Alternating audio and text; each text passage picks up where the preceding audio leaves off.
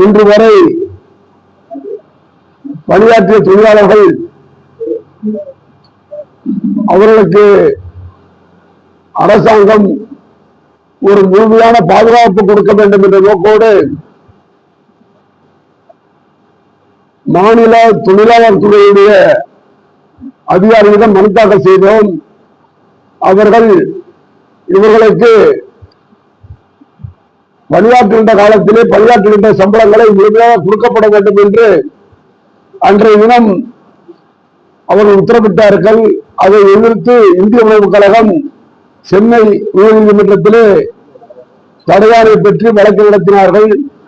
அதிலும் நாங்கள் வெற்றி பெற்றோம்.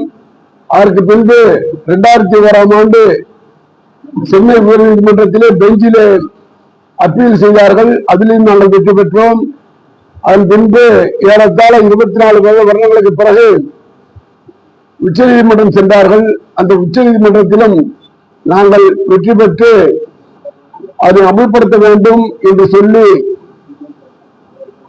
மத்திய தொழிலாளர் நல ஆணையர் டெல்லி அவர்களிடம் மனு செய்து அவர்கள் ஒரு கூட்டத்தை நடத்தி ஒரு குறிப்பிட்ட காலத்துக்குள்ளாக இதனை உடனடியாக அமல்படுத்த வேண்டும் என்று அவர்கள் கூறினார்கள். இல்லை என்று சொன்னால் சம்பந்தப்பட்ட அதிகாரிகள் மீது கைது நடவடிக்கை வரை எடுப்போம் என்று எழுத்து மூலமாக அந்த உத்தரவினை வழங்கியிருக்கிறார்கள்.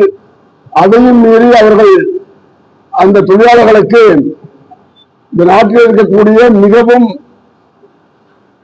வறுமையிலே வாழுகின்ற பிற்படுத்தப்பட்ட தாழ்த்தப்பட்ட தொழிலாளர்கள் அவர்களுடைய உரிமைகளை நீதிமன்றம் சொன்ன பின்பும் கூட அமல்படுத்தாத காரணத்தினால் அந்த உத்தரவை நாங்கள் மத்திய தொழிலாளர் ஆணையத்தின் மூலமாக உச்ச நீதிமன்ற தீர்ப்பை அமல்படுத்த வேண்டும் என்பதற்காக அந்த ஆணையை பெற்ற பின்பு அதற்கு பின்பும் அவர்கள் அந்த தீர்ப்பை அமல்படுத்தவில்லை.